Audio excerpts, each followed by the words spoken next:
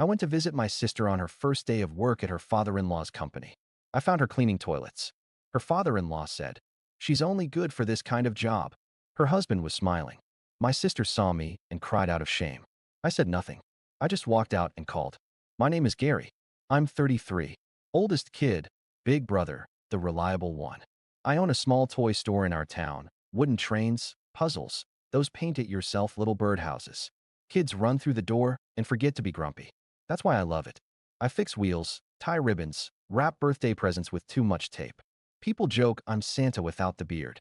In my family, that turned into a job title, bank. Gary will figure it out. My mom says whenever bills or problems appear like stains on a white shirt. And I did for years. But I'm getting ahead of myself. I went to see my sister on her first day of work at her father-in-law's company. She married young. He hired her to help out. That's what the family said. A lucky start, my mom called it. Connections, my dad added, proud like he'd arranged the sky. I brought flowers. Cheap ones, but bright. I stopped by a bakery for cinnamon rolls because my sister loves the sticky kind with too much icing. I parked behind the warehouse and followed the signs. The lobby smelled like printer paper and lemon cleaner. I asked the receptionist where to find her. Down the hall, left, then another left. The receptionist said without looking up. Facilities. Facilities? I heard a voice before I saw anything. A man's voice, loud, careless. "She's only good for this kind of job." There was laughter. A male chuckle. Familiar. Her husband. I stepped through the doorway and froze. My sister was in rubber gloves, face red, scrubbing a toilet. A bucket sat beside her.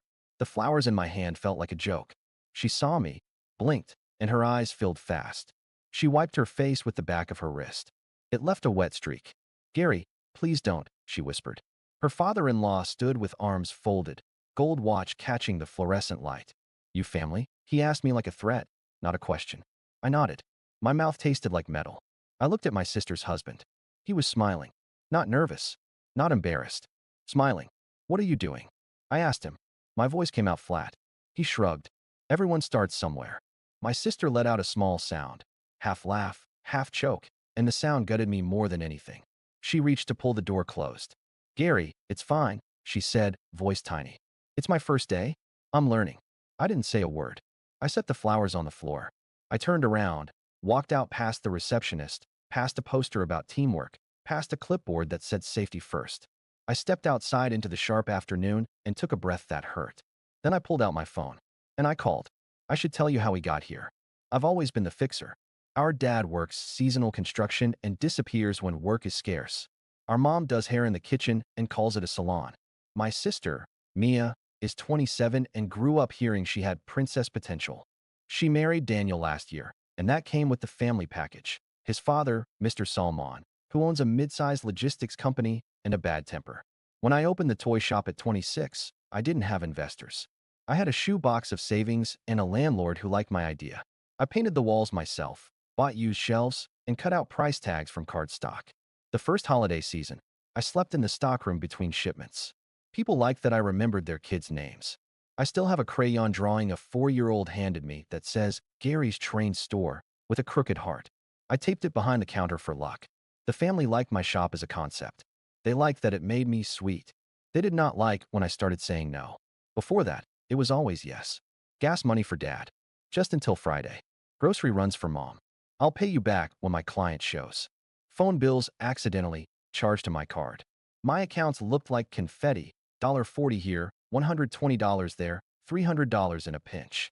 When Mia got engaged, I covered deposits because Daniel had delays with a bonus. I printed the receipts and filed them in a folder labeled taxes. It should have said habits. Every holiday, the same jokes. "Gary doesn't need gifts. He needs customers," Dad would say. "Gary collects sob stories and stuffed animals," Mom would add, laughing like it wasn't mean. Mia wasn't cruel back then. She was naive. "You're good," she'd say, hugging me tight. "That's why good things happen to you." But good things meant chores and checks, and drives at midnight when someone drank too much. Good things meant my phone buzzing during inventory because Daniel's car died again. "Can you Venmo me for Uber?" When Mia got married, the money problems multiplied. Suddenly, there were in-laws at every table. Mr. Salmon was the kind of man who ordered the most expensive thing and made loud jokes about small-time people. He called my store cute in a voice that made it an insult. At their engagement dinner, he said.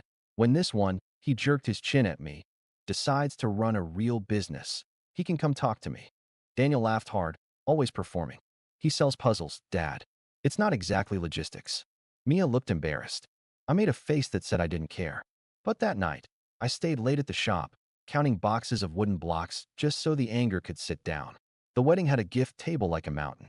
My gift was cash. I don't do registry fights. That envelope was big for me. For them, it was a postage stamp. The next week, Mom called. We need to talk about the honeymoon fund, she said. There's a gap. How much? Not much, she lied first. Then, 3,000. I felt the number like a slap. Mom, if you love your sister, she said. She's starting a new life. I wired it. Stupid, yes. But the way Mia texted me. Thank you, thank you, thank you. You saved us, made it feel less stupid for about 5 minutes. Then came the chats. Family group chat. Rising stars, Mom named it. Photos of dinners. New watch on Daniel's wrist. Captions like, hard work pays off. And we are blessed. If I sent a photo of a child holding a wooden plane, no one responded. If I sent a video of a toddler ringing the little bell by the register after choosing a sticker, Mom would heart it and then paste a link to an article about real entrepreneurship. When Mia told us she'd be working with the family, there were fireworks in the chat. Daddy will teach you. Power couple. No one asked what the job was. No one asked if she wanted it. Then I saw her cleaning the toilet. I didn't call to yell. I called to verify. First, I called Mom. What? She said, already defensive. Do you know where Mia is working? She's lucky, Mom said. Who else will give a young woman a chance like this? With rubber gloves? I asked. On her knees? Silence, then a sigh. Don't be dramatic. Her husband was smiling. I said. Men joke, Mom said. Stop making trouble. Then I called Mia. She didn't pick up. Then I called Daniel. He answered on the second ring, cheerful like a radio host. Gary, you met the team? I saw Mia, I said. Explain. It's the first day, he said. Dad's showing her discipline. It builds character. Everyone starts at the bottom. That's not a bottom, I said. That's humiliation. He laughed. You're sensitive. You always were. He paused and added. By the way, we're moving into a bigger apartment. We'll do a housewarming soon. Bring that famous Gary dip. Something hard settled in my chest. The week after, requests escalated. Mia's car needs new tires. Can you help? We're short on rent while her first paycheck clears. Mom's salon sink cracked, urgent. Each message with a please and 3 heart emojis, like sugar on a bruise. I helped once, twice. Then I opened my accounting app and scrolled. Money out. Money out. My landlord had raised rent at the shop. A supplier wanted prepayment because of market delays. I stared at my numbers and felt a cold line draw through me. I typed in our family chat, we need to talk about money. No one answered for 3 hours. When they did, it was Mom. Not on text. Sunday dinner. 6 p.m. I spent the rest of the week with a knot in my stomach, organizing receipts by category. Mia and Daniel, parents, miscellaneous. I printed bank screenshots and highlighted dates. It felt like homework for a subject I hated. Saturday, I saw Mia at the shop. She came in with sunglasses and a paper cup of coffee. She stood by the display of kites and touched the blue one like it was fragile. I'm fine, she said without me asking. You don't look fine, I said. I can handle it, she said. Don't embarrass me. I won't, I said. But I'm done paying for people who insult you. Her laugh was small and mean, borrowed from someone else. You always act like a hero. I'm tired of acting, I said. She left without buying anything. I watched the bell on the door swing and go still. Sunday dinner was at my parents' house. Plastic tablecloth with cherries. Grease on the stove that had been there longer than any apology. The TV was on in the living room. Low, as if conflict needed a soundtrack. Everyone was already there. Mom with a serving spoon like a scepter. Dad scrolling on his phone. Mia quiet, eyes rimmed red. Daniel smiling, like always. Mr. Salman had invited himself, which is to say he had announced he was coming and no one told him no. Let's eat first, Mom said, which meant, let's corner Gary after dessert. No, I said. Let's talk first. Mom rolled her eyes. Fine, banker. What's your issue? I put a folder on the table. I could feel Daniel's smirk from across the room. This is everything I've covered in the last 18 months, I said. I slid out the first page. Rent catch-up, wedding deposits, honeymoon gap, car repairs, utilities, groceries, loan to Dad for a week. That became 6 months. Dad muttered. I said I'd get it. You didn't, I said calm. Total is $18,420. Mom laughed a little. Drama. I flipped the next page. Average monthly outflow to family, $1,023. My shop's profit last quarter, $1,180 per month. Do the math. Daniel leaned back. So what, Gary? Money comes and goes. Family stays. Not like this, I said. Mr. Salmon cleared his throat, loud. In my house, he announced, though we were not in his house. We respect the providers. Do you respect my sister? I asked him, eyes on his watch, not his face. Or is she just a mop with a heartbeat? Mia flinched. Careful, Daniel said, voice low. Careful, I repeated. I watched your father call her stupid while you smiled. It was a joke, he snapped. It wasn't, I said. I put my phone on the table. Here. I recorded 5 minutes of it. I hit play. His voice filled the small kitchen. She's only good for this kind of job. Then laughter. Daniel's laugh. It sounded worse when it bounced off the fridge. Mom's mouth tightened. Dad looked at the salt shaker like it held answers. I paused the audio. Here's what's going to happen, I said. No more money from me. Not for rent. Not for cars. Not for promotions disguised as favors. I'm not your safety net. I'm not your bank. Mom's tone turned syrupy and sharp. Gary, don't make ultimatums. That's ugly. What's ugly is watching my sister get humiliated and pretending it's a plan, I said. What's ugly is being told I'm sweet while you treat me like an ATM with arms. Daniel's smile cracked. You think you're better than us because you sell toys. I think I've been financing your lifestyle while you play Prince, I said. Dad finally spoke. So what? You'll let your family starve. No one here is starving, I said. And if you were, you'd sell that watch before you text me. Silence. The TV hummed. The smell of overcooked rice hung heavy. Mia whispered, Gary, please. For you, I said, softening only for her. I'll help once, if you want out. Not for another month of this. For a real exit. Daniel stood, chair scraping. She's not going anywhere. She decides, I said. He laughed in my face. You can't tell her what to do. I'm telling you what I won't do, I said. We're done. Mom slammed the spoon down. You're ungrateful. For what? I asked. For being used? She opened her mouth, closed it, and did the thing she always does, went for the throat. No wonder you never married. Who would want? I held up a hand. Stop. Then I slid the last page across the table, a simple spreadsheet with 2 columns. Money in, money out. Dates, memo lines. Receipts. Venmos. Screenshots. The kind of document no one can argue with because numbers don't blush. I'm done, I said again, steady now. Boundaries are not betrayal. I stood. I expected someone to follow me, to drag the fight out the door. No one did. The house made that old settling sound as I left, as if it knew something had shifted inside its walls. The first week after, my phone was a fireworks show. Missed calls. Group chat explosions. Rising stars turned into a courtroom. Mom, you humiliated us. Dad, real men don't keep score. Daniel, you owe Mia an apology. Mia, can we talk alone? I answered only Mia. We met at a coffee shop with sticky tables and good muffins. She wore the same sunglasses. The barista knew my name. He drew a little train next to Gary on the cup. I'm mad at you, she said without hello. That's allowed, I said. You made me look weak, she said. You're not weak, I said. You're in a bad system. Her jaw clenched. I chose my husband. Did you choose his father? I asked. Did you choose to be trained with bleach? She blinked hard. It's not like that every day.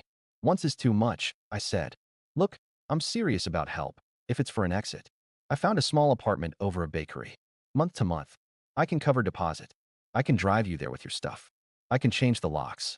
Her eyes flashed, then went flat. So you'll still pay? Just your way. I'll invest in you, I said. Not in them. She tore a napkin into strips. He'll be furious. Men survive fury, I said. Shame rots you faster. She didn't answer. We sat there, the napkin pile growing. When we left, she hugged me too quick, like a reflex. That night she texted, not now. Then, love you. Both things true at once. At the shop, something else shifted. I showed up with a clean stomach, no invisible debts pulling at my coat. I put out a new display of marbles that caught light like small planets. A kid pressed his nose to the glass and whispered, wow. A dad asked if we still did birthday bundles. I said yes and added an extra sheet of stickers because I could. My landlord came by. Thinking of selling? He asked, casual. My heart knocked. Should I be worried? He shrugged. Market's weird, but your place brings foot traffic. You're good. That night, I pulled my numbers again. With the outflow stopped, my budget breathed. I added a class, Saturday Fix-It Hour, where kids bring broken toys and I teach them to glue, sand, be gentle. The first Saturday, 7 kids showed up. By week 3, we had 12 and a wait list.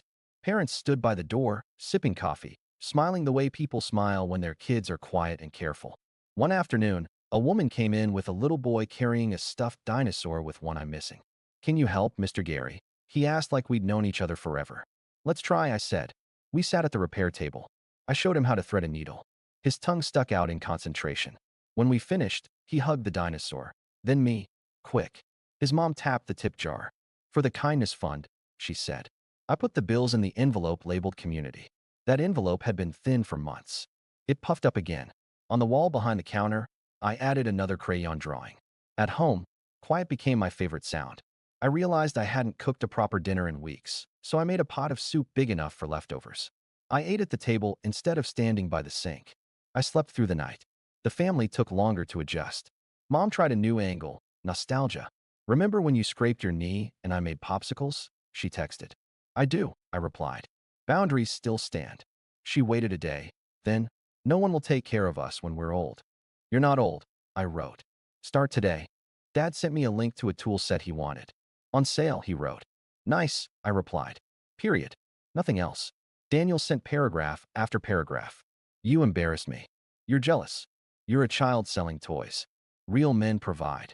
I didn't respond. The world didn't end. Mia sent fewer texts, but sweeter. A photo of the bakery window with the apartment sign. Then no comment. A photo of her hand without her wedding ring. Then no comment. Then a photo of the ring on a napkin with the words, "I'm not ready," written in pen. I hearted the photo and wrote, "I'm here. Not money. Not rescue. Just here."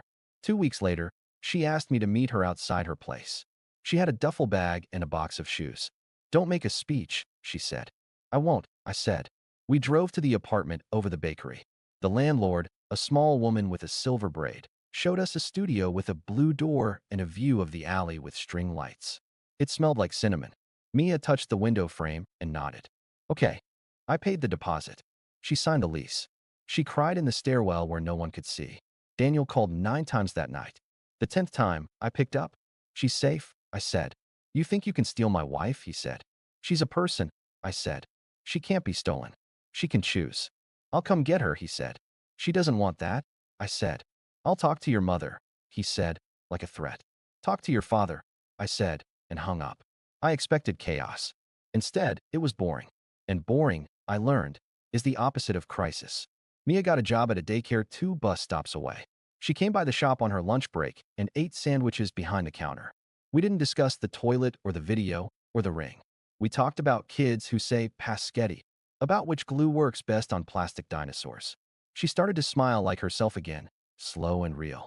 News traveled, as it always does. Our aunt called to say she was proud. Our cousin messaged me that he was reevaluating some stuff. Dad pretended nothing happened. Mom posted a Bible verse about forgiveness on Facebook and tagged no one. Mr. Salman never called me. He sent a message to Mia that said, "Ungrateful girl." She didn't reply. She blocked his number. The group chat went quiet. Then it renamed itself. Not Rising Stars anymore. Just family. No emojis. People think the hard part is the fight. For me, the hard part was the stillness after.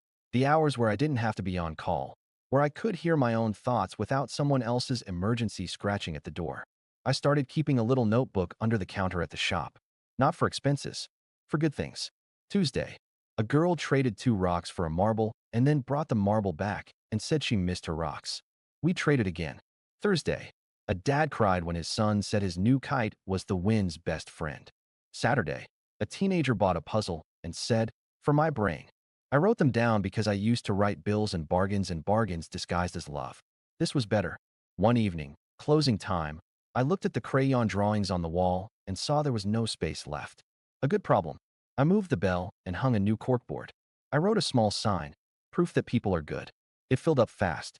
Mom came by the shop a month later. She hovered near the door like the bell might bite. "Hi," I said. She looked around as if expecting an audience. "You look well," she said. "I am," I said. She picked up a small wooden car and turned it over. "We did not do right by you," she said, plain for once. I didn't rush to fill the silence. She put the car down carefully. "I am learning something," she said. "When I call you only when I need something, You answer less. That's how phones work, I said, and smiled to soften it. She breathed out. Coffee. Sure, I said. But no money talk. No money talk, she repeated. We walked to the bakery downstairs. Mia was behind the counter, hair up, laugh easy. She saw us, and for a second I saw the younger version of us. The kids who shared a torn comic book and a pack of gum. She handed Mom a coffee. On the house, she said. Mom reached into her purse. I'll pay. Mia shook her head. I want to. We sat by the window. The world did not burst into flames. We talked about the weather and muffins and the way the new bus route shaved 8 minutes off the commute. Ordinary miracles. That night, Daniel texted me, "You ruined everything." I stared at the screen for a long minute. Then I deleted the conversation and blocked the number. My hands didn't shake. My chest felt light. At the shop closing time, a little boy rang the bell 3 times because one felt too small. His mom apologized. He's overexcited. That's allowed, I said. He held up a crooked drawing of a train and said, "Can it go on the wall?" Absolutely, I said. He watched me pin it up. It took the last empty space on the new corkboard. Walking home, I called Mia. You good? I'm okay, she said. I signed up for evening classes. Early childhood education. Proud of you, I said. You always say that, she replied. I always mean it, I said. At my apartment, I sat at the table where I used to sort receipts no one respected. I wrote one more thing in my notebook. I'm not an ATM. I'm a person. I can be kind and say no. Both truths fit in one body. I closed the notebook. I slept. Here's the moral, in case you need it as plain as I did. Love without boundaries is just a slow way to drown. Saying no isn't cruelty. It's a life jacket you hand to yourself. And sometimes, the loudest kindness you can offer the people you love is refusing to fund their worst habits. I'm Gary, oldest kid, toy store owner, former family bank, present tense, brother, son, man with a door you can knock on for coffee, conversation, a place to breathe. Not for bailouts. I won't apologize for that. Not now. Not again. And if anyone asks what changed, I'll tell them the truth. I saw my sister on a floor she didn't deserve, and I decided we were done living there.